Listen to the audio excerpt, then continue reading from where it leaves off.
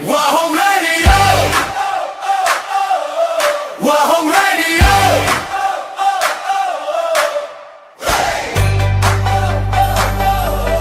Wahoo Radio, 90.0.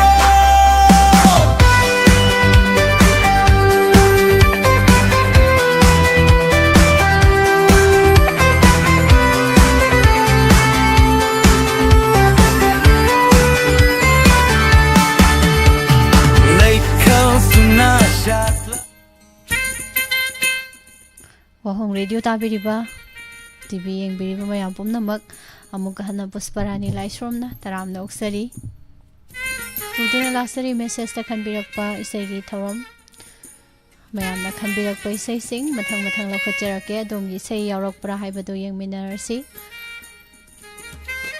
tongan ba platform da Wahong radio tabiriba amadi mitjeng tabiriba punamak thagat pa phongdoksari isay ngihak taduna awaba po thaminasi live chata lengsin birakliba mayam pumnamak kaino ngasije kaino ngasije ama aidi yam nungai dawri da ngasije amusu ikaye maromdadi mayam zengai loi leramasi ise mabem kaksing ais karino asi si mawong amni si bimsa si Romita si Indubula oinam ima padama Madam Susitra ise Lalita Yengkhom Sardayananda Sarkhorom Robindro Saranabir Pabungze Kumara ima Bimola kaka Okening Thauza ibung Gudev ise Rosobati ibung Ningthembla from karino to hisu Maharaj Kumari Guneshwari Ma Bilasini Yumnam Madam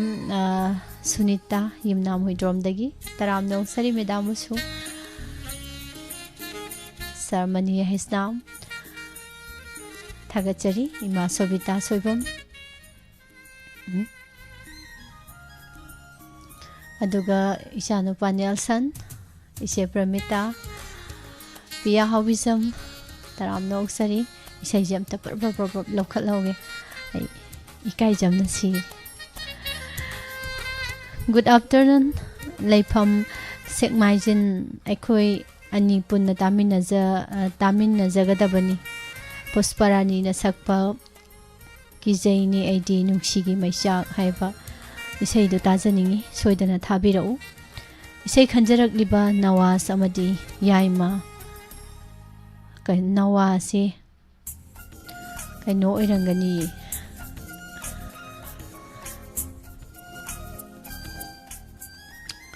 nawas irangani tawris lamai film gi sai ni ko nawas amadi yai mana khala ise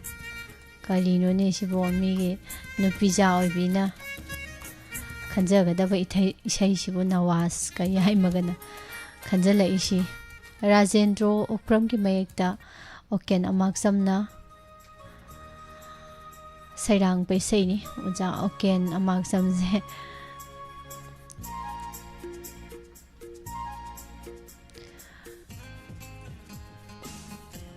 Isai fajaba Nayamama Wajagi Thambirami ko Music compose yam fajaba ngatani mayamna pamnaba ngangnaba isai ngata oi Wajagi isai sings Kudol tamjari khanbirak paisai pusparani na saklibi isai ni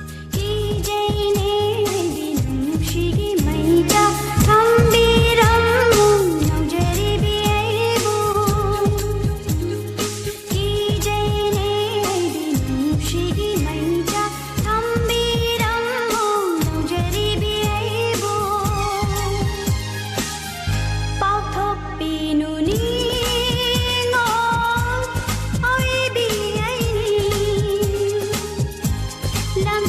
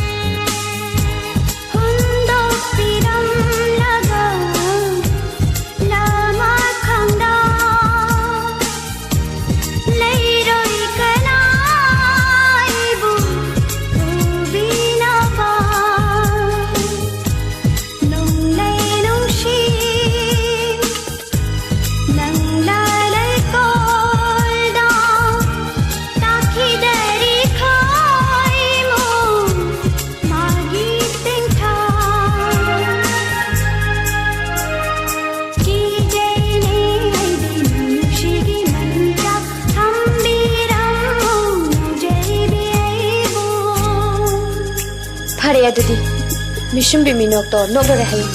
लमहिंदी Namit तो ngore है इ अदुदी कनाना ngमदेबा ai bu thamoi kan bini hai khiroidro nusi badi mapai mapai ni ikai khibina phungdo pangam tabani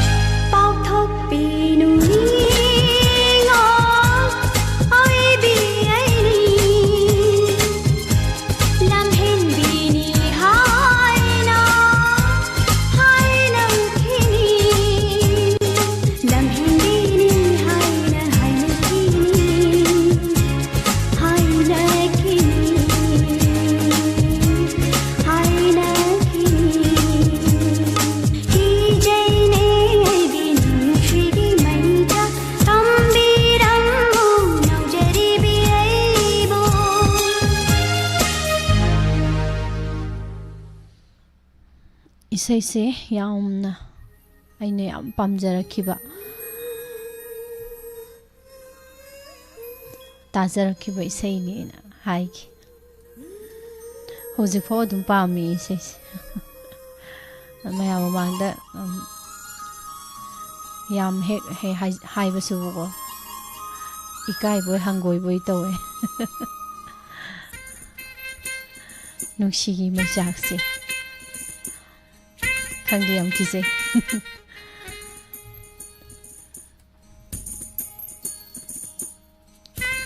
thagasari mya pumnama live telengsin bi basing sar chirombima narashima kakalai shumrada ma bimola chero shobati ma bilasini sarbisoi tongbram ma padama cheromita pabung zente kumara ibung ningthemba saranabir se bemsa sar khorom robindro se sakyen biyumna madam subadani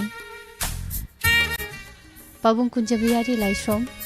sar dayananda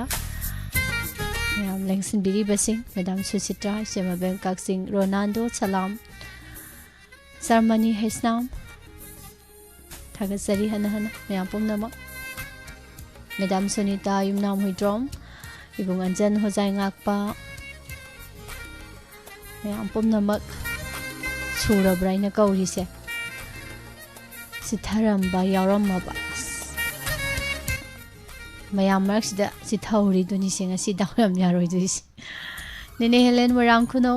mangal guru mayum taramna uksari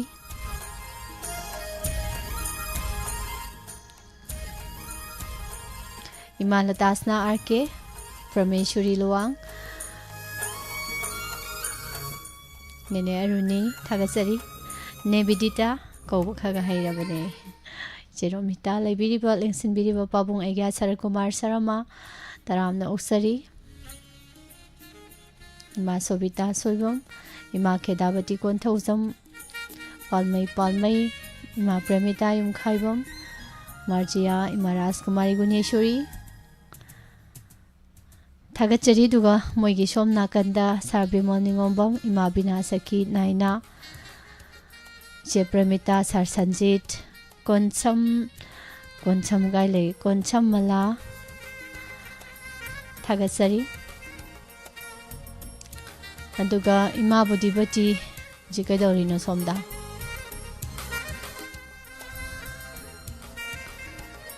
इपुंग Laisam ताखिन याम नुंगाइजरे मथंगी इसैसिना मु कनागिनो येंगसी miss इसै अमत ताजगे थोंग्राम लक्ष्मी न सकपा मतम अमगी नुंगसीबा हाइबा इसैदु TV येंगबिरिबा वाहों radio ताबिरिबा पुमनमक तामिनजगे वाबगाई अवांग लैकाइदगी Gita Yumnam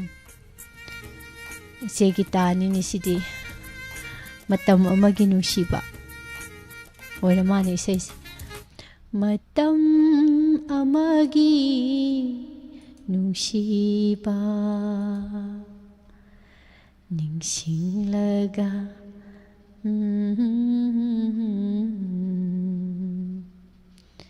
हो मवोन खलाई इसै तम्मिने मतम अमगी नुंगसीबा मयाम पुन्ना अमुक तामिनसी से गीताना खनबिरकपा इसै खुदोल तमजगे बीएस हिदंगी मयेक्ता सकलिबे इसैनी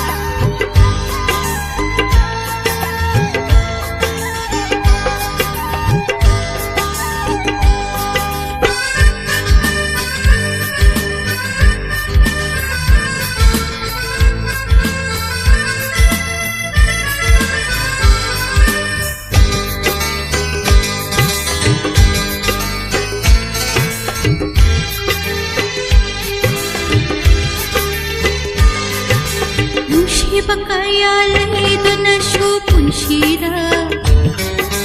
ꯑꯄꯥꯝꯕ ꯀꯌꯥ ꯂꯥꯛꯇꯨꯅꯁꯨ ꯊꯃꯣꯏꯗ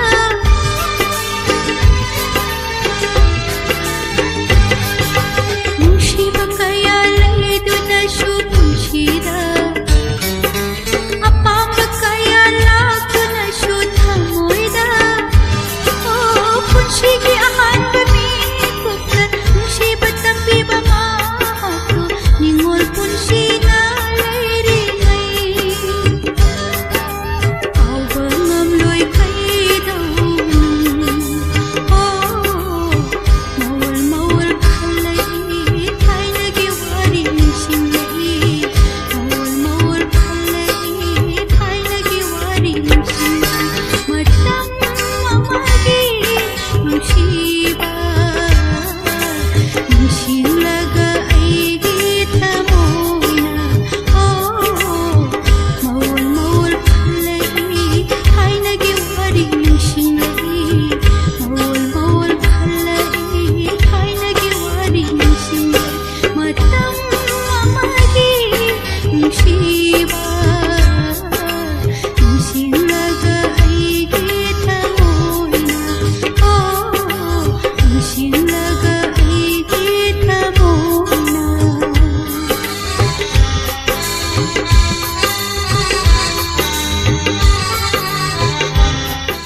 ꯑꯩꯈꯣꯏꯅ ꯁꯣꯝꯗ ꯏꯁꯩ ꯅꯨꯡꯉꯥꯏꯔꯤꯉꯩ ꯐꯦꯁꯕꯨꯛ ꯄꯥꯔꯇꯤꯅ ꯋꯥꯔꯤ ꯅꯨꯡꯉꯥꯏꯔꯤ ꯀꯟꯅ ꯅꯨꯡꯉꯥꯏꯕꯤꯌꯨ ꯅꯨꯡꯉꯥꯏꯕꯤꯌꯨ ꯄꯨꯟꯁꯤꯔꯣꯜꯅꯤ ꯁꯥꯔ ꯕꯤꯃꯣꯜ ꯅꯥꯏꯅꯥ ꯏꯆꯦ ꯄ꯭ꯔꯦꯃꯤꯇꯥ ꯏꯃꯥ ꯔꯥꯙꯥ ꯄꯤꯌꯥꯔꯤ ꯏꯁꯩꯁꯤ ꯀꯩꯅꯣꯝꯃ ꯌꯥꯝ ꯐꯖꯩ ꯅꯨꯡꯁꯤꯅ ꯏꯇꯥ ꯄꯨꯔꯅꯤꯃꯥ ꯁꯥꯔ ꯁꯟꯖꯤꯠ ꯃꯊꯦꯟꯗꯣ ꯑꯩ ꯉꯁꯥꯏ ꯁꯣꯏꯔꯦꯅꯦ ꯇꯧꯔꯤꯁꯦ ꯃꯊꯦꯟꯗꯣ ꯑꯩꯅ ꯆꯥꯔꯛꯄꯗꯣ ꯑꯩꯈꯣꯏꯒꯤ ꯍꯋꯥꯏ ꯈꯥꯃꯦꯟ ꯇꯧꯔꯒ ꯀꯥꯔꯣꯠ ꯇꯧꯔꯒ ꯑꯃ ꯊꯣꯡꯕꯤ ꯑꯃ ꯂꯩꯕꯗꯣ ꯑꯗꯨꯃꯥꯏꯅ ꯇꯧꯕꯗꯣ ꯆꯥꯔꯛꯑꯦ ꯊꯥꯒꯠꯆꯔꯤ ꯅꯦꯜꯁꯟ ꯏꯕꯨꯡ ꯂꯥꯏꯁ꯭ꯔꯝ ꯇꯥꯈꯤꯡ ꯄꯤꯌꯥ ꯍꯧꯕꯤꯖꯝ ꯊꯣꯏ ꯃꯉꯥꯡ ꯃꯥꯒꯤ ꯄꯤꯌꯥ ꯃꯉꯥꯡꯗꯤ ꯌꯧꯔꯛꯇ꯭ꯔꯤ ꯃꯥꯜꯂꯦ ꯇꯧꯔꯤꯁꯦ ꯀꯔꯣꯝꯗ ꯑꯃꯨꯛ ꯃꯥꯅ ꯑꯃꯨꯛ ꯉꯁꯤ ꯑꯃꯨꯛ ꯃꯥꯡꯈ꯭ꯔꯦ ꯌꯥꯝ ꯅꯨꯡꯉꯥꯏꯖꯩ ꯑꯗꯨꯒ ꯁꯣꯝ ꯅꯥꯀꯟꯗ ꯂꯩꯕꯤꯔꯤꯕ ꯂꯥꯏꯁ꯭ꯔꯝ ꯒꯤꯇꯥ ꯐꯖꯕ ꯏꯁꯩꯅꯦꯅ ꯏꯁꯩ ꯅꯨꯡꯉꯥꯏꯅ ꯇꯥꯕꯤꯔꯝꯃꯤ ꯌꯥꯝ ꯅꯨꯡꯉꯥꯏꯖꯩ ꯏꯁꯩ ꯃꯄꯨ ꯒꯤꯇꯥ ꯌꯨꯝꯅꯥꯝꯗꯤ ꯏꯆꯦ ꯒꯤꯇꯥ ꯌꯨꯝꯅꯥꯝꯗꯤ ꯎꯗ꯭ꯔꯦ ꯂꯥꯏꯁ꯭ꯔꯝꯒꯤ ꯃꯦꯗꯥꯝ ꯒꯤꯇꯥ ꯑꯣꯏꯅ ꯂꯥꯛꯑꯦ ꯏꯁꯩ ꯇꯥꯕꯁꯦ ꯊꯥꯒꯠꯆꯔꯤ ꯃꯦꯗꯥꯝ ꯁꯨꯅꯤꯇꯥ ꯅꯦꯕꯤꯗꯤꯇꯥ ꯃꯥꯔꯖꯤꯌꯥ ꯏꯆꯦ ꯔꯦꯅꯨꯕꯂꯥ ꯃꯉꯥꯜ ꯅꯦꯅꯦ ꯍꯦꯂꯦꯟ ꯅꯦꯅꯦ ꯑꯔꯨꯅꯤ ꯏꯆꯦ ꯔꯣꯅꯤ ꯅꯤꯉꯣꯝꯕꯝ ꯏꯆꯦ ꯔꯣꯁꯣꯕꯇꯤ ꯁꯥꯔ ꯁꯤꯔꯣꯝ ꯕꯤꯃꯣꯜ ꯑꯣꯏꯅꯥꯝ ꯁꯥꯔ ꯂꯛꯁꯃꯣꯟ ꯁꯥꯔ ꯕꯤꯖꯣꯏ ꯏꯃꯥ ꯏꯕꯦꯝꯃ ꯅꯤꯡꯊꯧꯈꯣꯡ ꯁꯥꯔ ꯃꯅꯤ ꯂꯤꯛꯂꯥꯏ ꯂꯤꯛꯂꯥꯏꯁꯦ ꯉꯁꯥꯏ ꯀꯧꯕꯗ ꯌꯥꯎꯍꯧꯗ꯭ꯔ ꯃꯥꯜꯂꯦ ꯏꯆꯦ ꯃꯕꯦꯝ ꯄꯥꯜꯃꯩ ꯏꯆꯦ ꯕꯦꯝꯆꯥ ꯏꯕꯨꯡ ꯑꯟꯖꯟ ꯄꯤꯌꯥ ꯍꯧꯕꯤꯖꯝ ꯑꯗꯨꯒ ꯏꯃꯥ ꯇꯦꯁꯃꯂꯥꯁꯨ ꯆꯤꯊꯍꯧꯔ ꯃꯥꯜꯂꯦ ꯏꯆꯦ ꯏꯟꯗꯨ ꯑꯣꯏꯅꯥꯝ ꯏꯃꯥ ꯁꯣꯕꯤꯇꯥ ꯏꯆꯦ ꯂꯂꯤꯇꯥ ꯍꯟꯗꯛꯇꯤ ꯁꯨꯅꯕ ꯀꯧꯊꯣꯛꯑꯝꯒꯦꯁꯦ ꯏꯃꯥ ꯕꯤꯃꯣꯂꯥ ꯄꯥꯕꯨꯡ ꯑꯩꯒ꯭ꯌꯥ ꯁꯔꯠ ꯀꯨꯃꯥꯔ ꯏꯆꯦ ꯁꯛꯍꯦꯟꯕꯤ ꯅꯔꯁꯤꯃꯥ ꯊꯥꯒꯠꯆꯔꯤ ꯍꯟꯅ ꯑꯗꯨꯒ ꯈꯝꯕꯇꯣꯟ ꯄꯥꯕꯨꯡ ꯖꯌꯦꯟꯇ ꯀꯨꯃꯥꯔ ꯌꯥꯝ ꯅꯨꯡꯉꯥꯏꯖꯔꯦ ꯃꯌꯥꯝ ꯄꯨꯝꯅꯃꯛ ꯂꯤꯛꯂꯥꯏ ꯃꯤꯁꯇꯔ ꯅꯨꯡꯁꯤꯕ ꯑꯗꯨꯒ ꯀꯩꯅꯣ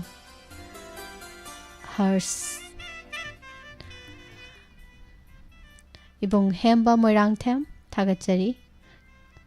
ꯃꯊꯪꯒꯤꯁꯦ ꯀꯅꯥꯒꯤ ꯏꯁꯩꯕꯨ ꯑꯣꯏꯔꯤꯒꯕ ꯏꯆꯥ ꯅꯨꯡꯁꯤꯕꯤ ꯉꯁꯤꯁꯨ ꯏꯁꯩ ꯑꯃꯠꯇ ꯇꯥꯖꯒꯦ ꯃꯣꯏꯔꯥꯡꯊꯦꯝ ꯇꯤꯀꯦꯟꯗ꯭ꯔꯅ ꯁꯛꯄ ꯅꯨꯡꯁꯤ ꯂꯝꯕꯤꯗ ꯃꯤꯠ ꯇꯥꯡꯂꯕ ꯑꯩꯒꯤ ꯆꯩꯁꯨ ꯑꯣꯏꯕꯤ ꯅꯪꯁꯦ ꯍꯥꯏꯅ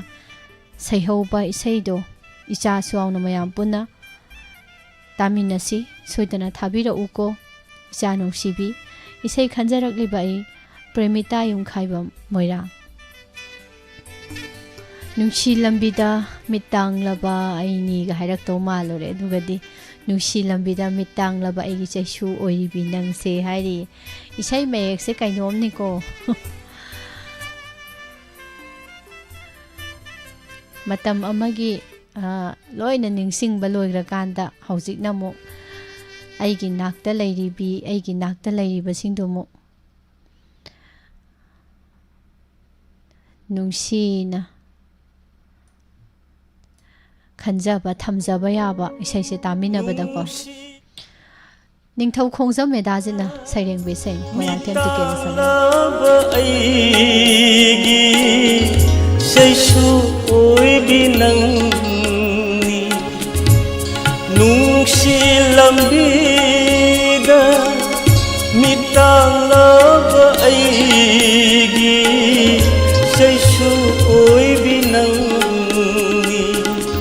कना खंदे करी उदे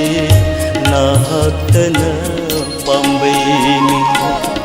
कना खंदे करी उदे नाहकन पम्बैनी नुंशी लंबीदा मितांगलब ऐगी सैसु कोई भी नंग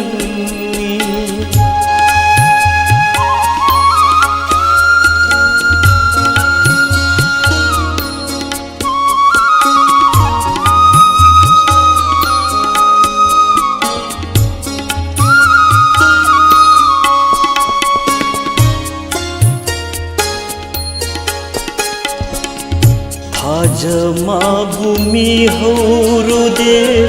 ताज निंदे तमना खोंदे लैरांग खोई मुसिरोल वाहै मखोई मसे ताजनदे नाहाक न अरे पनी ऐगे पुंसी खोंदोइनी नाहाक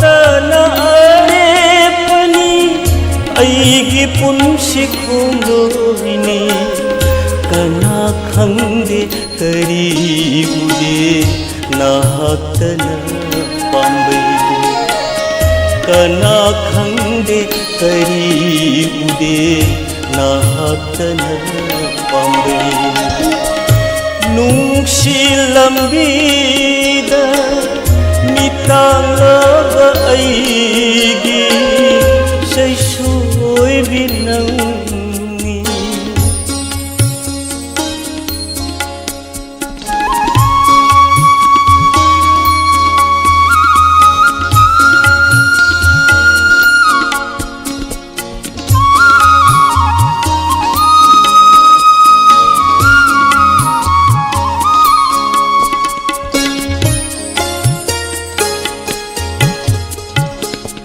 नंगी लमजिंग सती ऐना लंबी सीदा नंगी लमजिंग मंगादा सती ऐना लंबी सीदा देखत कनी सोखरबा नंगी शैतान खाद देखत कनी सोखरबा नंगी शैतान खाद हमोई मान खोइदा जैने नंगी चिकल लंबी से हमोई मान खोइदा जैने नंगी चिकल लंबी से कना खंगे करी उदे नाहकन पम्बैनी नुंशी लंबीदा मितांगलब ऐगी सैसु भी नंगी सैसु भी नंगी सैसु भी नंगी फजबा इसेनी याम नुंगाइजै इमा प्रेमितागी इसेसु तामिनरे ngahandagi ngairakpa ibong ziban maitay ngasido mayan mayan thong bachare hebu Mr. Nukshiba Pabung Zente Kumara Lunghemba Ma Budibati, thank you very much. Iche Ibemza Nebedita Ma Ibeman Tagachari Hana Ma Bimola Narsima Diklai Pabung Ega Tagachari Nang Simbiri Papum Namo Sa Ibo Choba Mangang Chingi Leirang Amagi Wari Dine Saramagi Seido Naibire Isei se Sa Choba Ibo Choba Aiji Hita Simain Togan Ban Isei Ji Huzi Khan Bayade Matamai Ma Ama Ikuna Lautok Sarakanda Kalla Kanda Isei se Loi Dribo Khanbirak Isei Sing the Numit Kudingi Loi Dribo Tazabani Fazaba Isei ni Chingi Leirang Amagi Wari ni ko Hojikti Chingi Leirang Loi Kauramani Torisi Chingi Leirang Amagi Warini Loi Bi Chingsang Napom da Sat Laubi Tabla Singyagi Lau Tang Sang Doda Madom Tarak Lek Paubi Ching lei ba ki chanura do Ching lei ba ki chanura do Chingi lairang amagi warini Loi bi ching chang napom da salau bi do Nusiye saita Itanta ngangjabasibo swam nungsirasinadi isaiduga taradi pura thamoisidi nung olamba thamoi mahi chelakadaba male nauremgi che chobine chobisu yoksile thagasari soro khaibamgi che ibem chasu amtang che lai haibagi signen pi boy namtang noklo uyenge ma sobita Tagachari hana Duga Chomna kan gisi kamai tauri toise Comment phajabam ta pagi bu kai jang chage natana tayam ta leiramdi toise Yam nungai jai Madam Sunita Haigurjam Naina hoi Sa Mahendra Pia kaino Pia je somdasu lewi pura tamnarai ole toise Sabimol Mabina Saki Jano Panielson Yay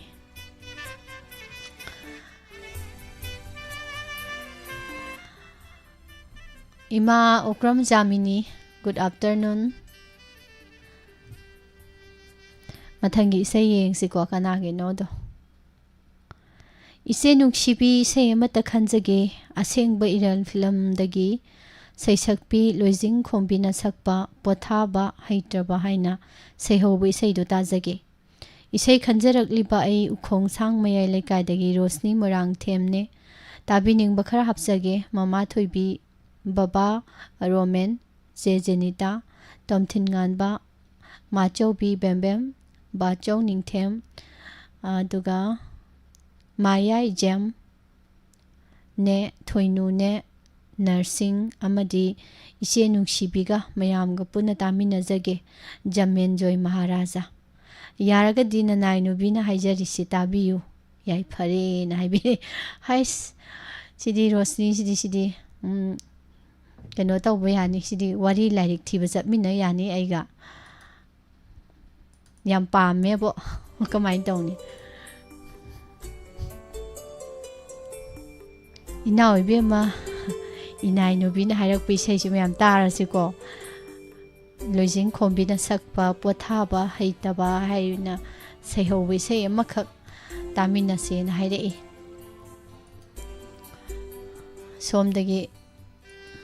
Sounds it 1000 again Mayam Nuaina Tamina Rasi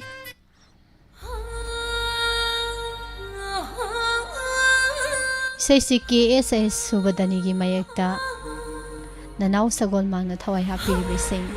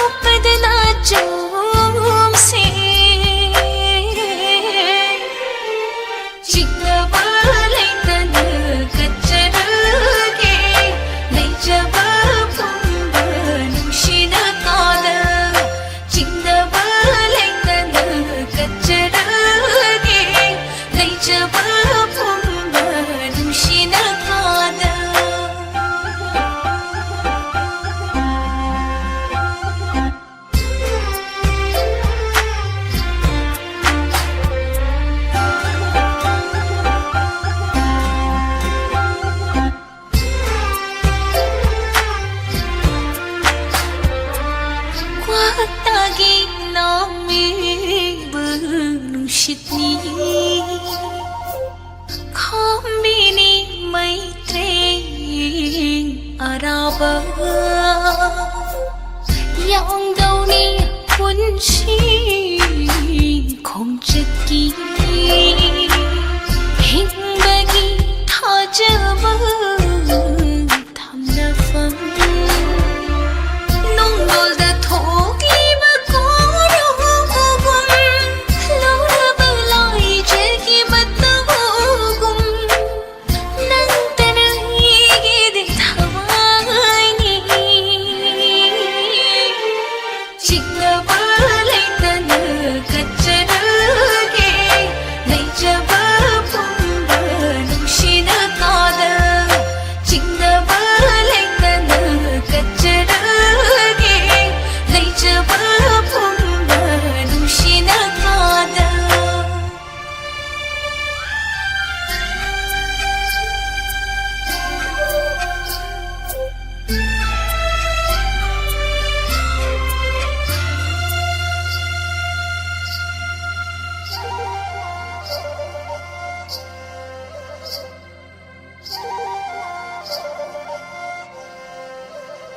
Unana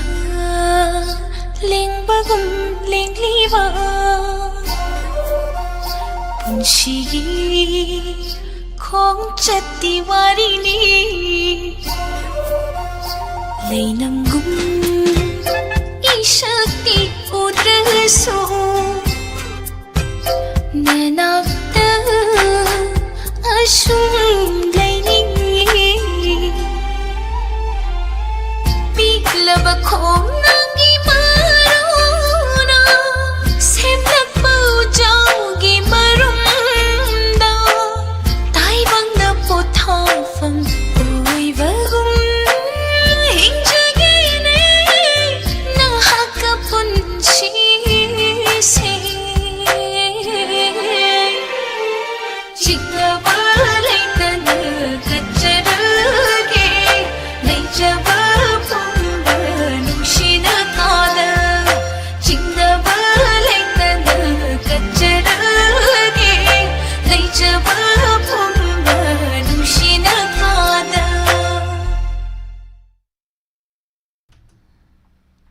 फजबा इसे खनबीरे इदु जमेंजोय महाराजा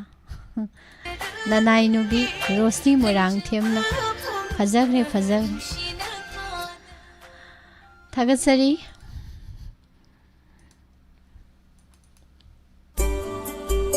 सी ओयदी कोई जमेंजोय महाराजा खरा मथवाई दो खरा नुंगाइजानी हराउजरनिदना कनागी छेत song purring purring गानु मचा purring purring मतों inner सत्पदो सादा लेरंबदो कांददी कइनो हाइबम तवम अमता खंगक्ते हाइबा madam किरण मला कैसाम तराम नौसरी एवं लाई खुराम सितलजीत शेषोबिता नौरोइबम नौने योसिनबिरकपदको मिंगोइना पंजरबदा एवं हेंदी लाइसोम ओजा तोंबा वांगजम मा मानी चुमी चुमी इन कौस नरसिम्हा इचे सुंदरी माइबम बाबुंग जयंत कुमारा इमा प्रेमिता कका लाइसोम राधा थागसरी इमा सनातोंबी सोरो खाइबम चे शांति मयाम कनानो याम कन्नो इजे इमा सनातोंबी जी कइनो याम कन्नो इजे Madam Mala, good afternoon, Ma Bilasini, Nine Aruni, JBMcha, Thagasari.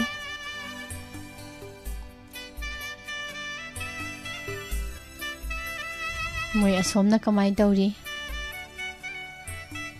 Nungshi ko ningol gi punshi, nungshi kraba magi yumdo, nungshi bane he likhanduna, thadok namlaga satli ko, he nungshi ba. नत्रा मैदाम ना भी नतली sir Sanjit नतली sir युमना मनी थागत तराम नौसरी माबी मला माबी ना सकी ना कइनोम हाई अदो असी को नई लोन तप नई थंदा पारगे यम ꯅꯨꯡꯉꯥꯏꯖꯔꯦ ꯑꯋꯥꯠꯄꯈꯩꯅ ꯋꯥꯠꯂꯁꯨꯀꯣ ꯋꯥꯠꯇꯕꯈꯩ ꯍꯧ ꯍꯧ ꯂꯥꯎꯗꯅ ꯏꯁꯩꯁꯦ ꯂꯩꯔꯤꯕ ꯃꯌꯥꯝ ꯇꯥꯃꯤꯟꯅꯁꯤ ꯃꯊꯪꯒꯤ ꯏꯁꯩ ꯃꯤꯁ ꯏꯁꯩ ꯑꯃꯇ ꯈꯟꯖꯒꯦ ꯑꯩ ꯂꯥꯡꯃꯩ ꯊꯦꯠꯇꯒꯤ ꯃꯉꯥꯜ ꯁꯅꯥ ꯑꯦꯜꯕꯝ ꯁꯣꯡꯗꯣꯟꯒꯤ ꯃꯈꯣꯟꯁꯦ ꯇꯥꯕꯗ ꯑꯩꯗꯤ ꯑꯍꯤꯡ ꯇꯨꯝꯍꯟꯗ꯭ꯔꯦ ꯍꯥꯏꯕꯗꯣ ꯇꯥꯖꯒꯦ ꯁꯩꯁꯛꯄꯗꯤ ꯈꯪꯖꯗ꯭ꯔꯦ ꯉꯥꯛꯄꯤꯒꯅꯤ ꯇꯥꯕꯤꯅꯤꯡꯕꯁꯤꯡꯗꯤ ꯏꯃꯥ ꯆꯟꯗ꯭ꯔꯃꯨꯈꯤ ꯏꯟꯗꯣꯝꯆꯥ ꯃꯥꯏꯕꯝ ꯁꯨꯟꯗꯔꯤ ꯏꯃꯥ ꯅꯥꯎꯕꯤ ꯏꯃꯥ ꯃꯦꯃꯥ ꯏꯆꯦ ꯄ꯭ꯔꯦꯃꯤ ꯏꯆꯦ ꯁꯅꯁꯝ ꯔꯣꯃꯤꯇꯥ ꯏꯆꯥ ꯅꯤꯄꯥ ꯑꯅꯤ ꯇꯣꯝꯊꯤꯟꯉꯥꯟꯕ ꯑꯗꯨꯒ ꯌꯥꯏꯆꯦꯟꯕ ꯋꯥꯍꯣꯡ ꯔꯦꯗꯤꯑꯣ ꯇꯥꯔꯤꯕꯁꯤꯡ ꯑꯃꯗꯤ ꯃꯤꯁꯨ ꯌꯥꯎꯅ ꯇꯥꯊꯣꯛꯁꯤꯅ ꯍꯥꯏꯕꯤꯔꯛꯏ ꯃꯦꯗꯥꯝ ꯃꯉꯥꯜ ꯁꯅꯥꯅ ꯈꯜꯂꯛꯏ ꯏꯁꯩꯁꯤ ꯗꯣꯟꯒꯤ ꯃꯈꯣꯟꯁꯦ ꯇꯥꯕꯗ ꯑꯩꯗꯤ ꯑꯍꯤꯡ ꯇꯨꯝꯍꯟꯗ꯭ꯔꯦ ꯏꯁꯩꯁꯤ ꯑꯦꯜꯕꯝ ꯁꯣꯡꯁꯤꯗꯤꯕꯣ ꯁꯨꯃꯥꯏꯅ ꯍꯥꯏꯔꯛꯑꯗꯤ ꯏꯁꯩꯁꯦ ꯁꯨꯃꯥꯏꯅ ꯍꯧꯕꯁꯨ ꯑꯃꯕꯨꯗꯤ ꯂꯩꯕꯅꯦ ꯑꯗ ꯗꯣꯟꯒꯤ ꯃꯈꯣꯟ ꯇꯥꯕ ꯌꯥꯗꯦ ꯇꯧꯕ ꯏꯁꯩꯁꯨ ꯂꯩꯗꯅꯀꯣ ꯑꯗꯨ ꯀꯔꯝꯕ ꯑꯣꯏꯗꯣꯏꯅꯣ ꯑꯩꯕꯨ ꯀꯔꯝꯕ ꯊꯥꯗꯣꯏꯅꯣ ꯇꯧꯔꯤꯁꯤ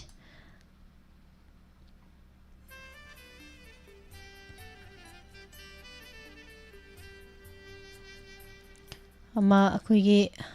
ꯄ꯭ꯂꯦꯇꯤꯅ ꯁꯛꯄꯗꯣ ꯑꯗꯨ ꯑꯍꯧꯕꯗꯣ ꯑꯝꯇꯪ ꯍꯥꯏꯐꯦꯠꯇꯪ ꯌꯦꯡꯒꯦ ꯏꯁꯩꯁꯤ ꯑꯣꯏꯔꯝꯗꯣꯏ ꯖꯥꯠꯂꯥꯅ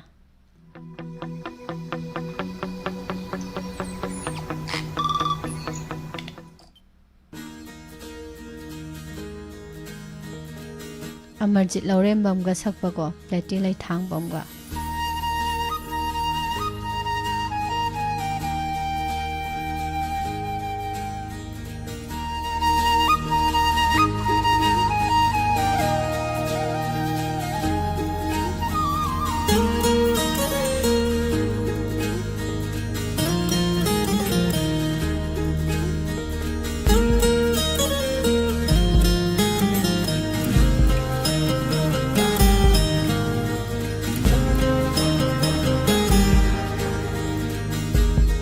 ꯁꯤ ꯏꯁꯩꯁꯦ ꯑꯣꯏꯔꯅꯤ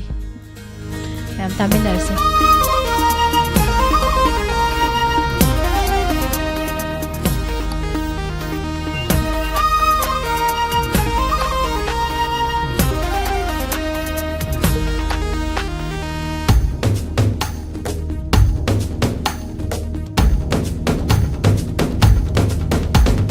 ꯗꯣꯜꯒꯤ ꯃꯈꯣꯜꯁꯦ ꯇꯥꯕꯗ ꯑꯩꯗꯤ ꯑꯍꯤꯡ ꯇꯨꯝꯍꯟꯗꯦ tumba yahande dolgi makhulse tabada aidi ahing tumhande tumba yahande nakhoi khulgi haraubada nanga aiga thengna khibanu mito yaurakle ho matamdo udare ho mai thongdo thengnasi unnasi khulgi haraubada leiramu ngairamu bulakpanna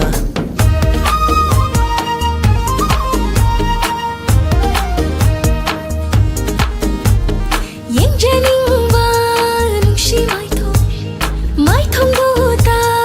uhaunaba kiraga thoklake nangna uhaunaba ngairi kaina chalapna haunaba nang bulakpalona ngairi kaina khang maraktabu yaubaro magi maithong dutabu ujage kiraga thoklake nangna uhaunaba ngairi kaina thengnasi unnasi khulgi haraubada leirongge ngairongge nang bulakpa bira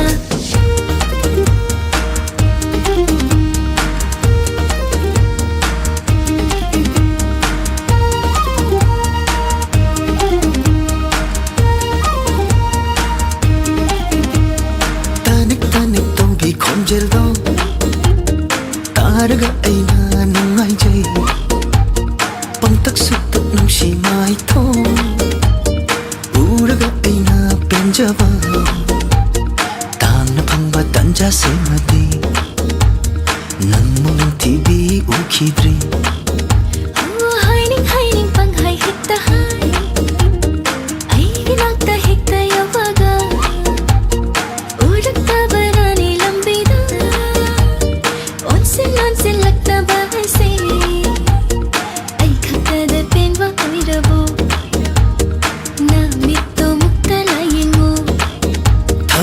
ꯑꯩꯅ ꯈꯟꯗꯣꯛꯂꯦ ꯅꯥꯇꯣꯝ ꯎꯔꯦ ꯅꯪꯇ ꯀꯅꯥꯁꯨ ꯑꯍꯦꯟꯕ ꯎꯔꯨꯗꯦ ꯊꯃꯣꯏꯁꯤꯗ ꯉꯥꯏꯖꯕ ꯅꯪ ꯈꯛꯇ ꯑꯣꯏꯔꯦ ꯀꯅꯥꯁꯨ ꯑꯩꯅ ꯉꯥꯏꯔꯨꯗꯦ ꯊꯦꯡꯅꯔꯦ ꯎꯟꯅꯔꯦ ꯊꯦꯡꯅꯔꯦ ꯎꯟꯅꯔꯦ ꯅꯪꯒ ꯑꯩꯒ ꯉꯁꯤ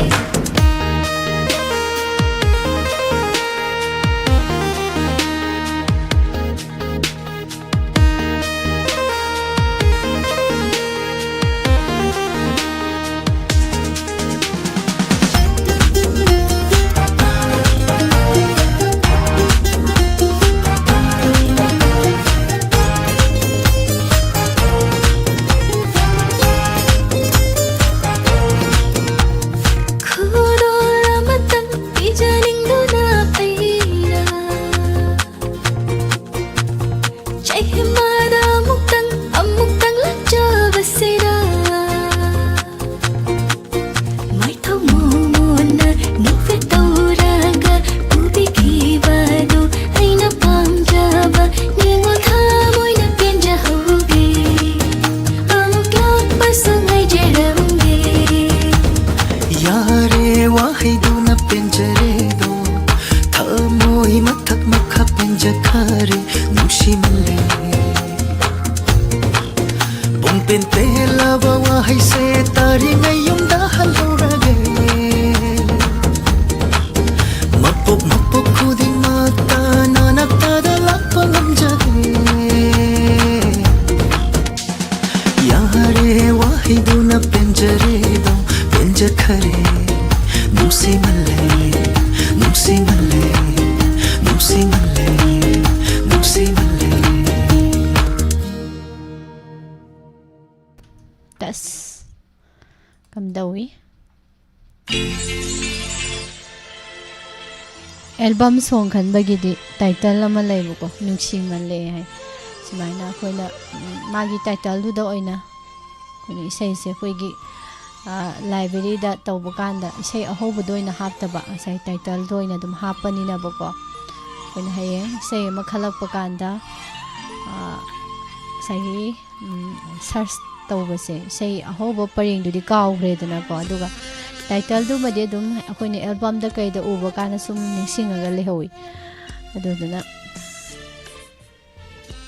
title doina hapirak pasina khwaide laeba doni tawis yam nungaise adugo soidi soihowdre khalak pe isai madam mangal sanana isai se adum toina mayamna tanaba isai nina nungsi malena leiragasu aigi wakhalda adumaina haista adumaina hawbani isai do gaina aigi memory sidabako yaudana leirambadagi ni taminais yam nungai Matthew taramna usari tapunima sabemol chorodevi madam taramna usari Chanupa Nelson aina mabina sakhi nungsa yam sai nai bi asi nungsa yam sabro nungsa sai do numit thoglak pai oiramgan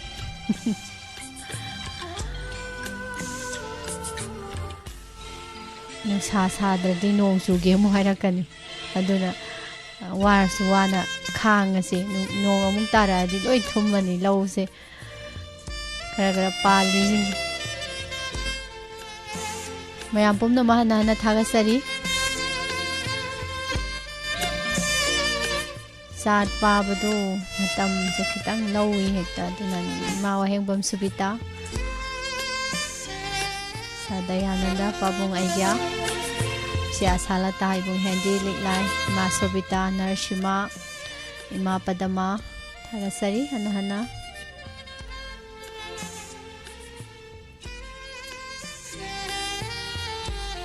Madam Kiran Mala Kalen gi sarba nungsa sida Diamond Radio na sarba nungsa ga se loina mangkhre matam se loi khiba hau khiba khanghau den haibire ado yam di phajare मेदामना हाइरेइसे दो हौजिक हौजिक मेदामना तारगा इंब फहलीसे कनोननी वाहोंग radio ननेबको अदुम तंग सुमथोगा अदुम यारे याम नुंगाइजे मथंगी से मु लौखचगे कनाना खनबिरकपनो येंमिनसी हाइमाइ पेमा पुंगजे मयाम ता लेरमे तौरिस इसे बेदना से थेंगी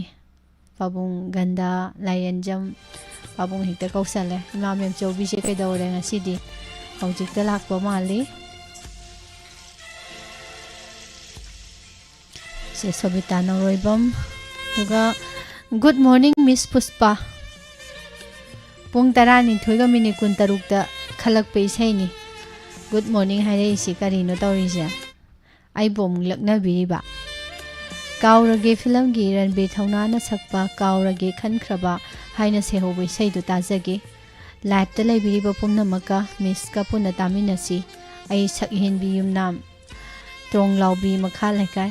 इसे सकहिनबी ओइ लेरमी एंगोंदा मुक लक्नबिरिनी तौइसे गुड मॉर्निंग काइना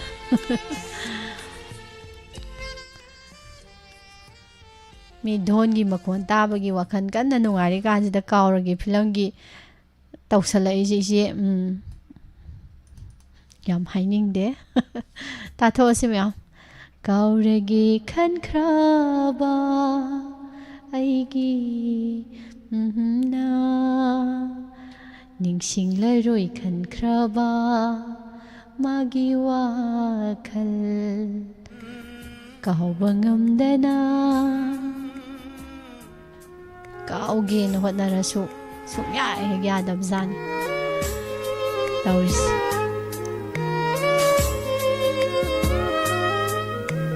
काउरगे खनख्राबा काउरगे खनख्राबा आइगे पुनशिदा निंगसिंगलरोइ खनख्राबा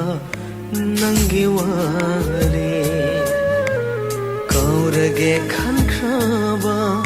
आइगे पुनशिदा निंगसिंगलरोइ खनख्राबा नंगी वारे काउबा ngamdana leiringasisu काउबा ngamdana leiringasisu काउबा ngamdana punshishina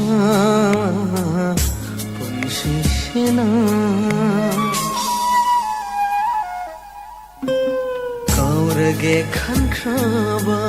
आइगे पुनशिदा निंगसिंगलरोइ खनख्राबा नंगी वारे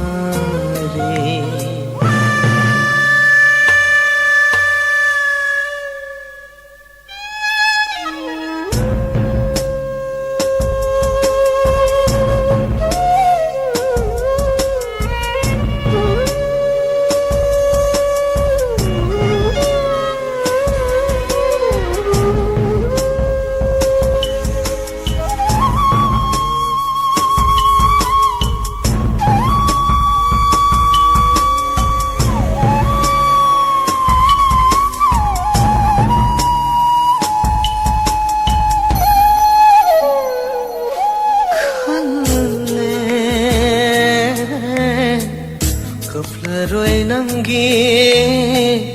damakta liraroi kanada shunung sheware khalle kaplaroi amu nangi dama liraroi kanada nungshewale adubu pirang tana jon halle thamoy adubu pirang tana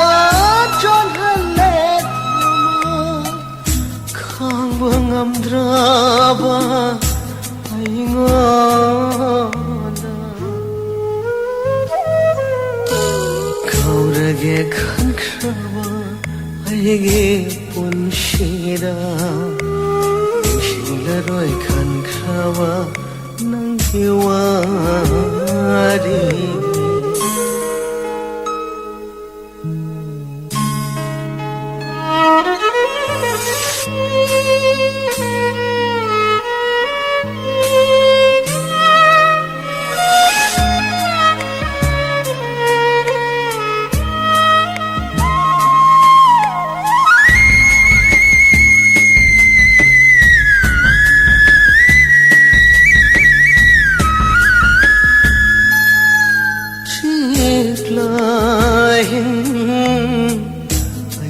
khuding hangli katana nangbu karam na leli amoy shina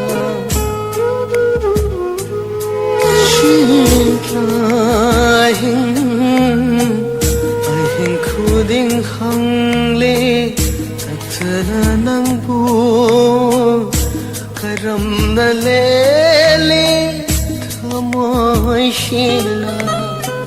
Kabli bapun Shina Mahakbu Kabli bapun Shina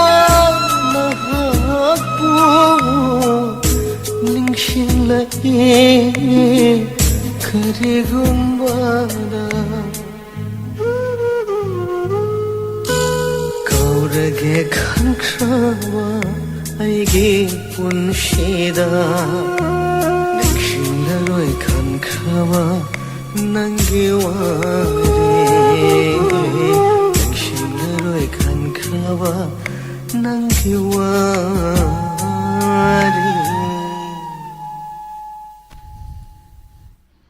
magi se sakhen bisina migi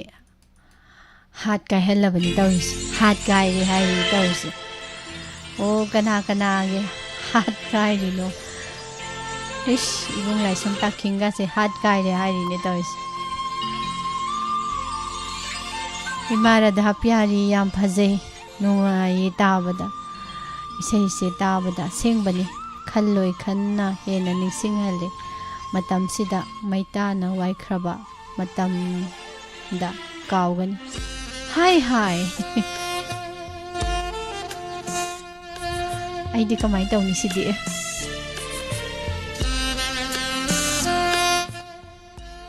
man hai se kaw bangam dana lairi do haye thawai sina haksang sina malem tairong pan thado sa khaka da di kaw ngam ni hujik ti ngam dre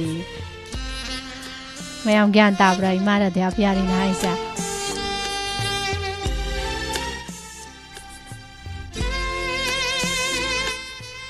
Masi si sa iyan bisin to ali ni toys.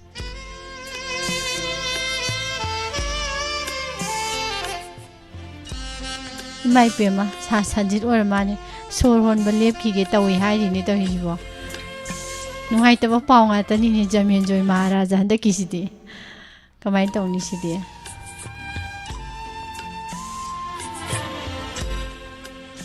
Sigum be sai ji toy na khala ka no hai ji ni ai wati.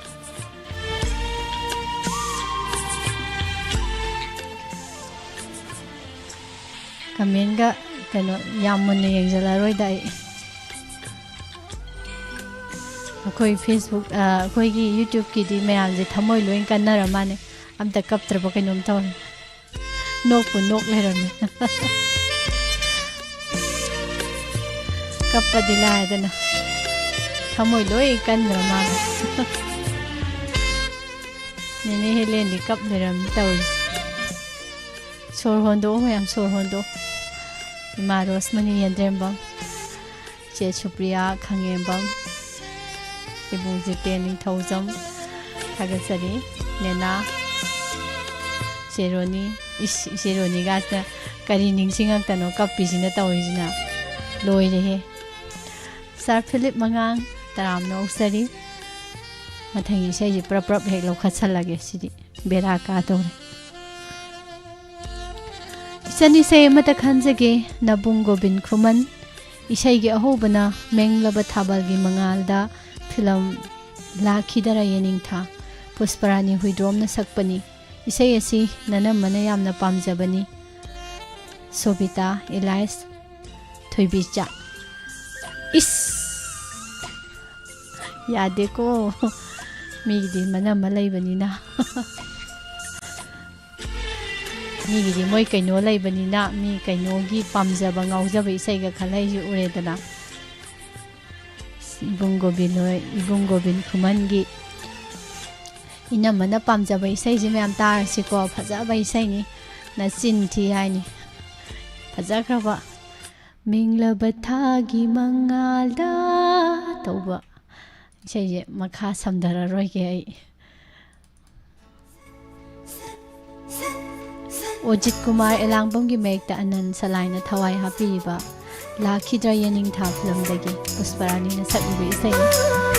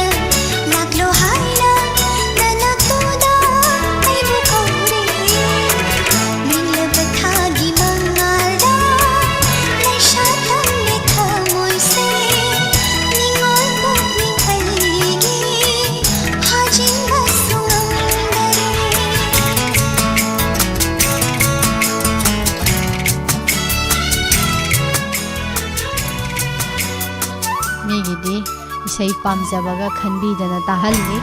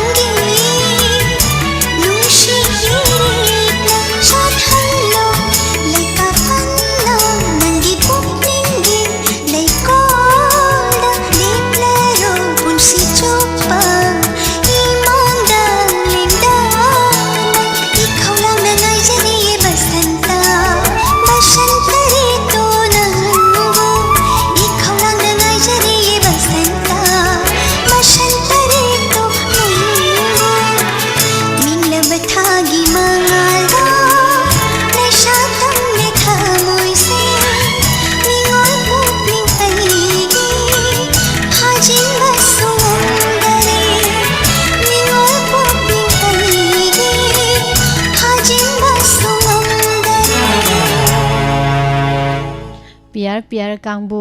ꯃꯤꯒꯤꯗꯤ ꯏꯁꯩꯒ ꯈꯟꯕꯤꯔꯤꯁꯤ ꯈꯪꯉꯦꯗꯅ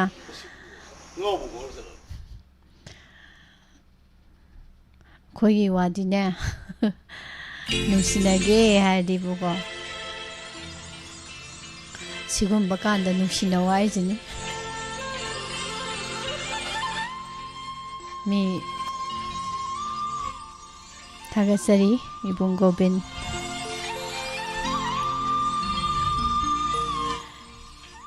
इसे चाउबी थोलखरे ma'am थौरम लोइरकदोरे Mitu लाई चे बेदना चे ललिता इमा तेजमला sir सना तोंबा मोइदांग them इमा बुद्धिवती साबिमोल कैदौरी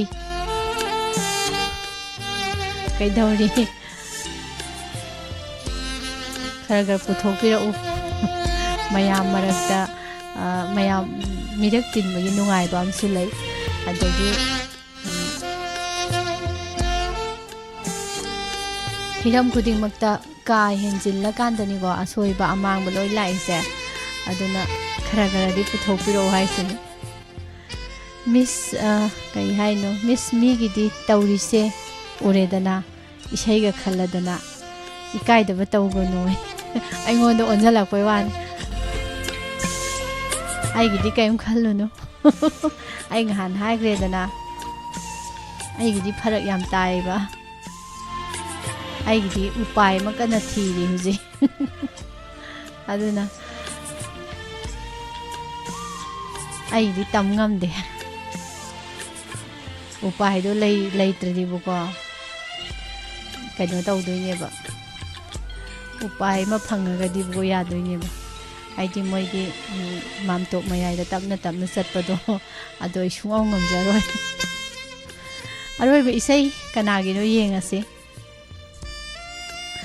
इता नुसिबी इसै अमता खनजगे मांजा फिल्म की थवाई ओइबा पामुबा मांजा तौबदो अदो अमता ताजगे मिस नुसिबी नता पूर्णिमा ने नुसिबी ना हाइबिरे ओ साइना मी इनमदा ताहान बैसै नि हंदा किसना मानजदा मु ताहान बैसै ओरम हाले थवाई ओइबा पामुबा मांजा नंग तनी निंगोल पुकनिंगना खोइदाजना नुंसिना पामजाबा हो ऐगी मांजा नैरसी मया मांजदा लोइसलसे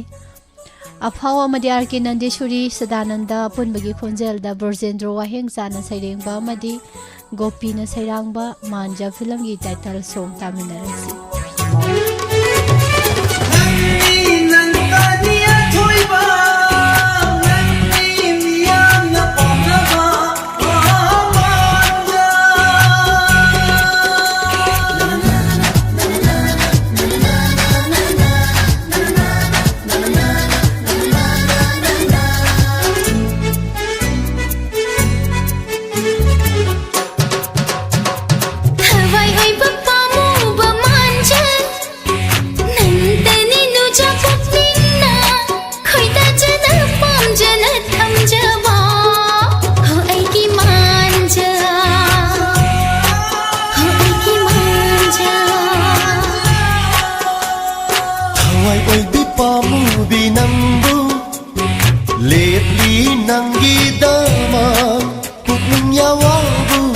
नशीबा हो इसानौ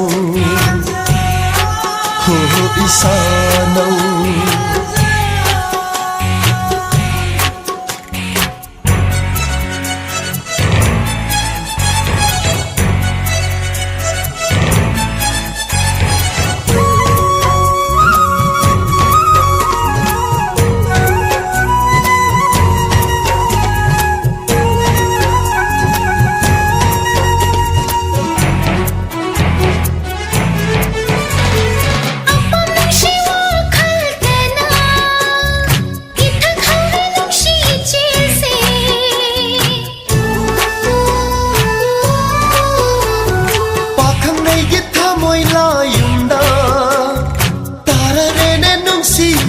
Re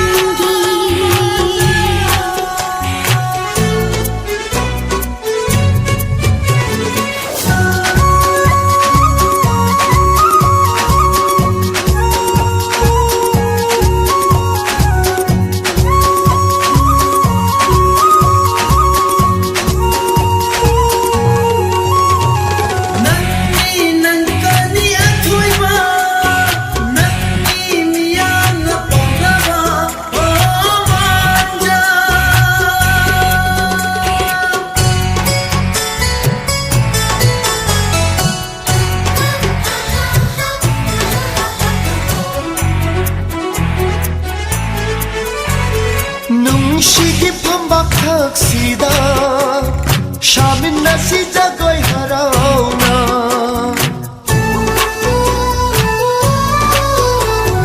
ꯅꯪꯒꯤ ꯁꯛꯍꯦ ꯏꯪꯒꯤꯠꯅ ꯄꯨꯛꯅꯤꯡꯒꯤ ꯃꯄꯥꯜ ꯂꯥꯝꯖꯒꯦ ꯋꯥꯁꯛꯄꯗꯣꯝ ꯂꯣꯝꯅ ꯋꯥꯈꯜ ꯂꯪꯐꯩ ꯆꯠꯇ ꯂꯩꯍꯟꯅꯤꯡꯂꯦ 이나ꯛꯇ Oh 이샤나우 Oh 이샤나우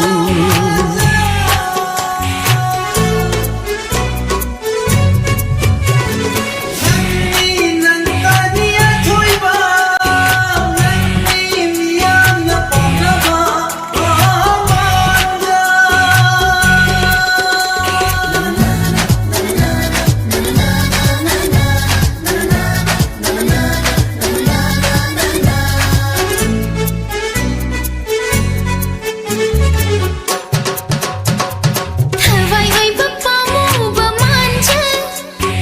ꯅꯪꯇꯅꯤ ꯅꯨꯖꯥ ꯄꯨꯛꯅꯤꯡꯅ ꯈꯣꯏꯗꯥꯖꯅ ꯄꯥꯝꯖꯅ ꯊꯝꯖꯕ ꯍꯣ ꯑꯩꯒꯤ ꯃꯥꯟꯖꯜ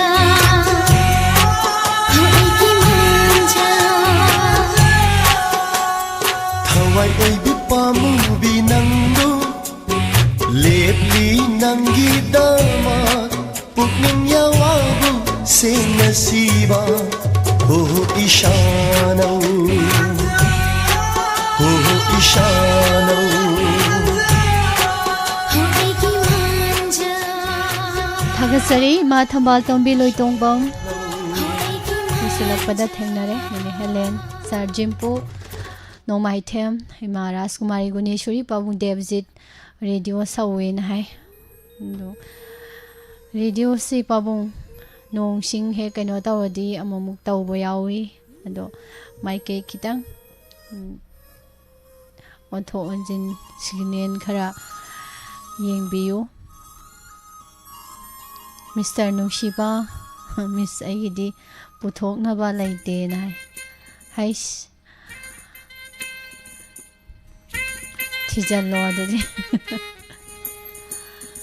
ꯌꯥꯝ ꯅꯨꯡꯉꯥꯏꯖꯔꯦ ꯃꯌꯥꯝ ꯏꯃꯥ ꯕꯤꯂꯥꯁꯤꯅꯤ ꯁꯥꯔ ꯕꯤꯃꯣꯜ ꯆꯦ ꯂꯂꯤꯇꯥ ꯆꯦ ꯔꯣꯃꯤꯇꯥ ꯁꯥꯔ ꯁꯟꯖꯣꯏ ꯍꯦꯃꯥꯝ ꯅꯤꯇꯨꯂꯥꯏ ꯆꯦ ꯆꯥꯎꯕꯤ ꯃꯤꯁ ꯏꯅꯥꯎ ꯅꯨꯡꯁꯤꯕꯤ ꯑꯩꯈꯣꯏ ꯄꯥꯔꯇꯤꯗ ꯑꯣꯏꯁꯦ ꯑꯦ ꯅꯝꯕꯔ ꯀꯌꯥ ꯁꯨꯕꯗ ꯂꯩꯗꯣꯏꯖꯥꯠꯅꯣ ꯀꯌꯥ ꯁꯨꯕ ꯇꯥꯗꯣꯏꯖꯥꯠꯅꯣ ꯅꯦꯅꯦ ꯑꯔꯨꯅꯦ ꯄꯥꯟꯒꯦꯔꯥ ꯄꯥꯟꯖꯜꯂꯣꯗ ꯃꯤꯡꯗꯣ ꯊꯥꯒꯠꯆꯔꯤ ꯃꯌꯥꯝ ꯄꯨꯝꯅꯃꯛ ꯂꯣꯏꯁꯤꯜꯂꯛꯄ ꯄꯣꯠꯂꯥꯞ ꯈꯛꯇ ꯉꯥꯏꯍꯧꯔꯦ ꯏꯃꯥ ꯉꯥꯡꯕꯤꯇꯣꯟ ꯏꯃꯥ ꯔꯣꯁꯃꯅꯤ ꯊꯥꯒꯠꯆꯔꯤ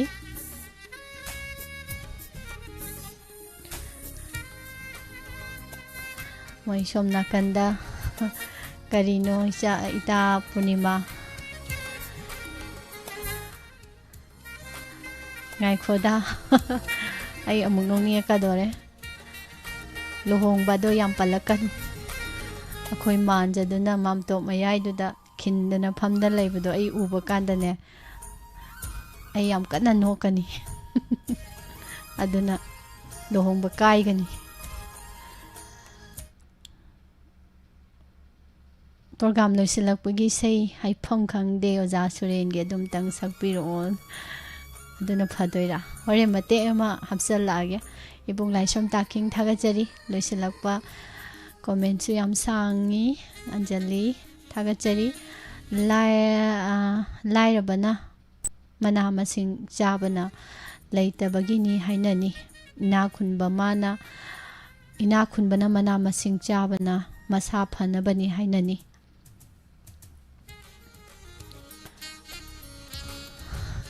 ꯂꯥꯏꯔꯕꯅ ꯁꯥꯏꯀꯜ ꯊꯧꯕꯅ ꯒꯥꯔꯤ ꯂꯩꯕ ꯉꯝꯗꯕꯒꯤꯅꯤ ꯍꯥꯏꯅꯅꯤ ꯑꯗꯨꯒ ꯏꯅꯥꯛ ꯈꯨꯟꯕꯅ ꯁꯥꯏꯀꯜ ꯊꯧꯕꯅ ꯍꯛꯆꯥꯡ ꯐꯅꯕ ꯊꯧꯕꯅꯤ ꯍꯥꯏꯅꯤ ꯂꯨꯈ꯭ꯔꯦꯗ ꯂꯥꯏꯔꯕꯅ ꯍꯤꯡꯒꯗꯕ ꯉꯁꯤꯒꯤ ꯇꯥꯏꯕꯪꯁꯤꯗ ꯍꯥꯏꯕꯤ ꯂꯣꯏꯔꯝꯗꯥꯏꯁꯤꯗ ꯄꯤꯌꯥ ꯃꯉꯥꯒꯤ ꯎꯁꯤꯠꯇ꯭ꯔꯤꯔꯥ ꯉꯁꯥꯏꯗꯒꯤ ꯂꯨꯝꯕ ꯂꯩꯔꯨꯔꯒ ꯍꯧꯖꯤꯛꯈꯗ ꯅꯣꯛꯁꯜꯂꯛꯏꯁꯦ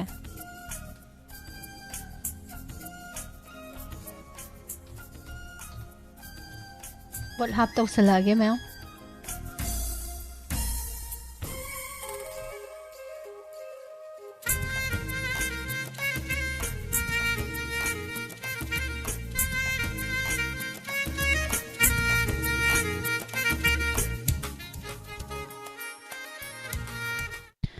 Sir Robin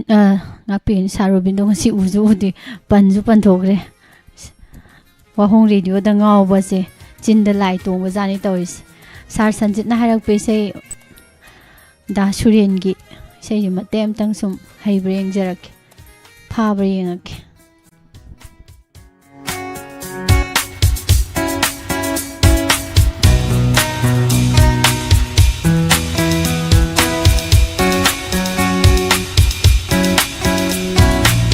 không khang đế một mình cái nụ si ba mà phạt thốt na trên ba sẽ phong độc bằng âm đế phong độc ta nơi nụ si ba ôm sáng na hành lý thao môi chi hãy phong khang đế một mình cái nụ si ba ba thốt na trên ba xin phong độc bằng âm đế phong độc ta nơi nung si ba ôm sáng na hành lý thao môi chi hãy phong khang đế na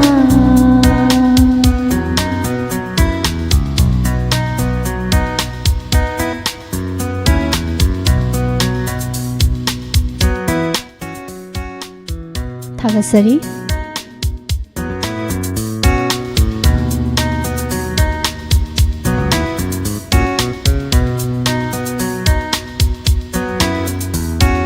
Chanbanaba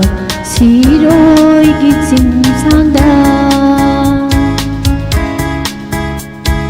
Pig na pom gandi lilishu Chanbanaba siroi ki chim sangda Pig na pom gandi lilishu Lấy sát tâm lý ngã si đi ai ghi tha môi lấy cô su lấy cả phân nơi xa đời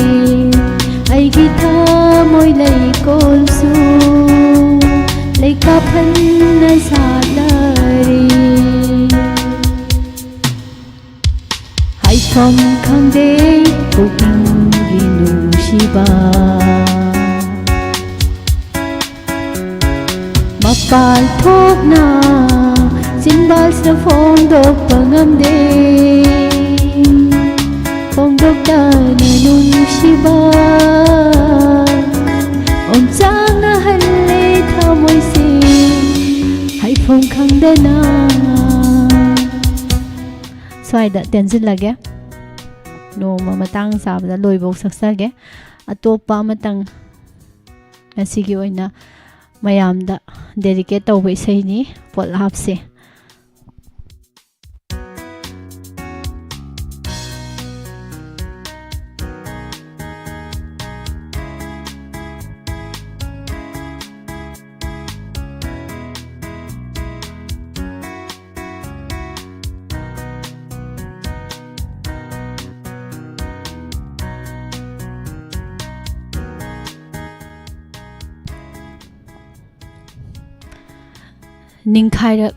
Ningkhairak pada nangadawba manglan phura sariba mayamda dedicate tawge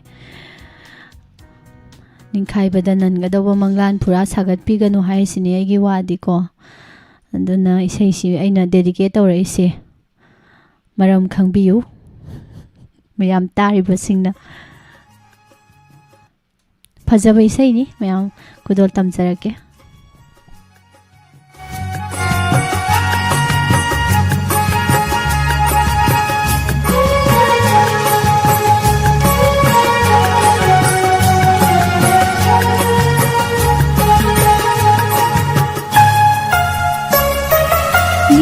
ꯅꯤꯡꯈꯥꯏꯕꯗ ꯅꯪꯗꯧꯕ ꯃꯪꯂꯥꯟ ꯄꯨꯔꯥ ꯁꯥꯔꯨꯅꯨ ꯁꯥꯔꯨꯅꯨ ꯅꯤꯡꯈꯥꯏꯕꯗ ꯅꯪꯗꯧꯕ ꯃꯪꯂꯥꯟ ꯄꯨꯔꯥ 사르노 사르노 많기도 눈치가 하나 타자루노 니카이바다 난다와 망란구라 사르노 사르노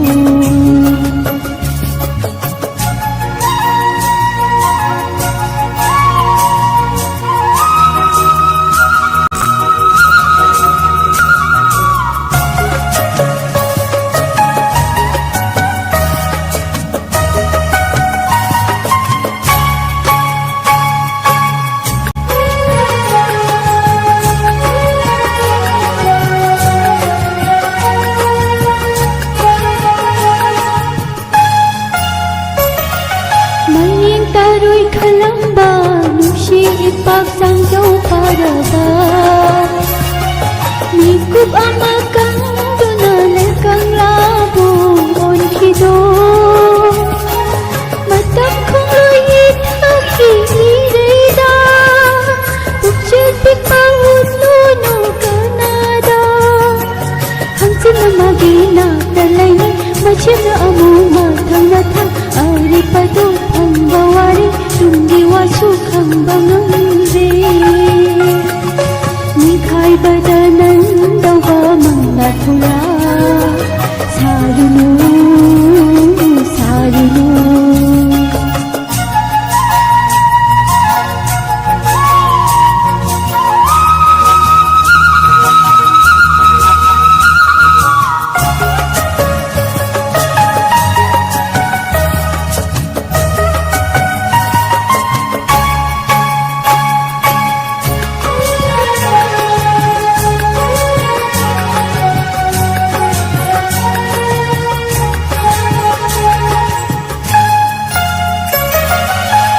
Panungay paningay Mijang taibang yami kaningay Chira matang lapada kana uraroy mangkini Nasimagi hoy riba nushiba Hayingay di hoy gani kaluba Lengda na langi tajaruno Sakangada na nushiruno Pauhanda na panjaruno Chiroduda mitaruno Nikai badanan daw ba manglan pura Saruno, saruno Mangki daw ba nung shiba hanga tajaruno Nikai badanan daw ba manglan pura 사르노 사르노 사르노 사르노 사르노 ꯃꯌꯥꯝ ꯈꯪꯉꯦꯗꯅ ꯏꯁꯩꯁꯤꯗ ꯍꯥꯏꯔꯤꯁꯦ ꯑꯗꯨꯅ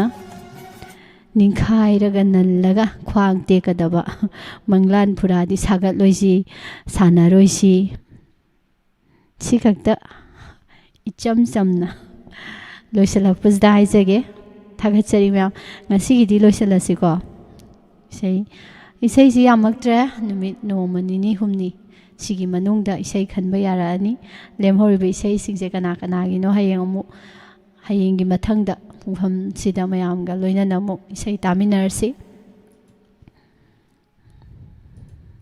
ꯃꯌꯥꯝꯁꯤ ꯏꯁꯩꯁꯤ ꯇꯥꯔꯒ ꯒ꯭ꯌꯥꯟ ꯈꯔ ꯂꯥꯛꯍꯧꯕ ꯖꯥꯠꯂ ꯅꯠꯇ꯭ꯔꯒꯅ ꯒ꯭ꯌꯥꯟ ꯃꯥꯡꯈꯤꯕ ꯖꯥꯠꯂ ꯈꯪꯍꯥꯏ ꯍꯥꯏꯖꯤꯜꯂꯛꯄꯁꯤꯗꯕꯨꯀꯣ ꯏꯊꯥ ꯊꯥꯖꯗꯅ ꯍꯦꯛ ꯍꯥꯏꯖꯤꯟꯕꯨ ꯃꯌꯥꯝ ꯄꯨꯝꯅꯃꯛ ꯂꯣꯏꯁꯤꯟꯖꯒꯦ ꯃꯈꯥ ꯇꯥꯔꯛꯄ ꯊꯧꯔꯝꯁꯤꯡ ꯅꯨꯡꯉꯥꯏꯅ ꯇꯥꯃꯤꯟꯅꯁꯤ ꯁꯔꯨꯛ ꯌꯥꯕꯤꯌꯨ ꯇꯣꯉꯥꯟ ꯇꯣꯉꯥꯟꯕ ꯄ꯭ꯔꯣꯒ꯭ꯔꯥꯝꯁꯤꯡꯗ ꯉꯁꯤꯒꯤꯗꯃꯛꯇꯗꯤ ꯃꯦꯁꯦꯖꯇ ꯈꯟꯕꯤꯔꯛꯄ ꯏꯁꯩꯒꯤ ꯊꯧꯔꯝ ꯃꯇꯥꯡ ꯑꯁꯤꯗ ꯂꯣꯏꯁꯤꯟꯖꯔꯤ ꯄꯨꯝꯅꯃꯛꯄꯨ ꯄꯨꯁꯄꯔꯥꯅꯤ ꯂꯥꯏꯁ꯭ꯔꯝꯅ ꯑꯃꯨꯛ ꯍꯟꯅ ꯈꯨꯔꯨꯝꯖꯔꯤ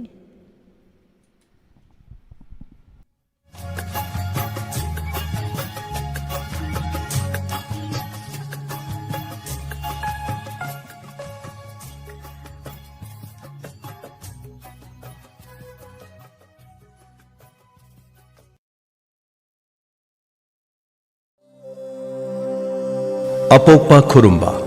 ꯐꯨꯔꯤꯠ ꯁꯥꯐꯝ ꯁꯥꯒꯩꯒꯤ ꯑꯉꯣꯝ ꯁꯂꯥꯏꯒꯤ ꯂꯥꯏꯒꯤ ꯐꯤꯖꯣꯜ ꯍꯣꯡꯕ ꯑꯃꯁꯨꯡ ꯂꯥꯏꯒꯤ ꯊꯧꯔꯝ ꯂꯥꯛꯂꯤꯕ ꯇꯥꯡ 13 ꯊꯥ 8 ꯏꯪ 2023 ꯏꯉꯦꯟꯒꯤ 12 ꯄꯥꯟꯕ ꯌꯥꯏꯐꯔꯕ ꯅꯣꯡꯃꯥꯏꯖꯤꯡ ꯅꯨꯃꯤꯠꯇ ꯊꯣꯛꯂꯦ ꯑꯉꯣꯝ ꯁꯂꯥꯏꯒꯤ ꯏꯆꯤꯜ ꯏꯅꯥꯎ ꯏꯆꯦ ꯏꯆꯟ ꯏꯃꯥ ꯏꯟꯗꯣꯟ ꯏꯄꯥ ꯏꯄꯨꯁꯤꯡꯅ ꯑꯌꯨꯛꯀꯤ ꯄꯨꯡ 8 ꯅꯪꯅꯕ ꯁꯂꯨꯡꯐꯝ ꯃꯌꯥꯏ ꯂꯩꯀꯥꯏꯗ ꯂꯩꯕ ꯐꯨꯔꯤꯠ ꯁꯥꯐꯝ ꯄꯤꯕ ꯇꯣꯂꯨꯃꯨꯒꯤ ꯁꯪꯒꯥꯏꯗ ꯂꯥꯛꯄꯤꯅꯕ ꯅꯣꯂꯨꯛꯆꯔꯤ ꯃꯁꯤꯗ ꯆꯥꯛꯂꯦꯟ ꯑꯃꯁꯨ ꯁꯤꯟꯖꯔꯤ ꯑꯀꯨꯞꯄ ꯃꯔꯣꯜꯒꯤꯗꯃꯛ 9366750678 ꯑꯃꯨꯛ ꯍꯟꯅ 9366750678 ꯁꯥꯒꯩꯆꯥꯁꯤꯡꯅ ꯑꯀꯨꯞꯄ ꯃꯔꯣꯜ ꯈꯪꯕꯤꯅꯤꯡꯂꯕꯗꯤ ꯐꯣꯟ ꯅꯝꯕꯔ ꯑꯁꯤꯗ ꯀꯣꯜ ꯇꯧꯕꯤꯌꯨ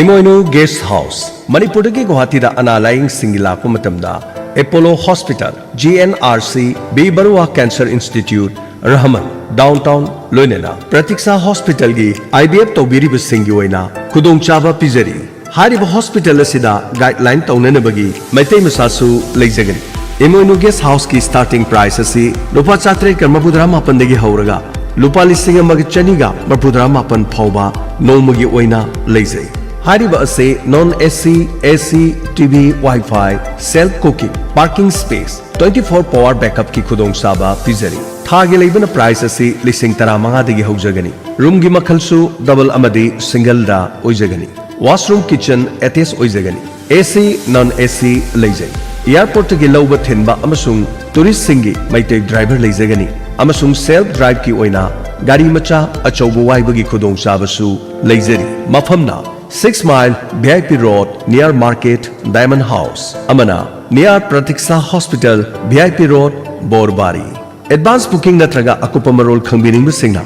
97062137228 loinana 9401565694 hariba number sidagi akupa marol khangbiba yagani Imoinu Guest House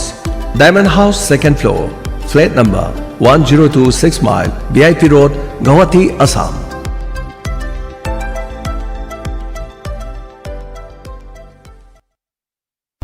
Pitbull hui ama mangkre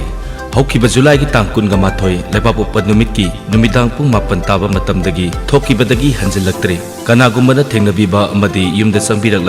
kheba singda leiba nongthombam Robin Singda pau pibiu natragana contact number asida pau phaubiu 6009259993 amuka hana 6009259993 natragana wahong radio da pau pibiu Lengsin Biraksi Miyamgi Khudong Sana Nabagida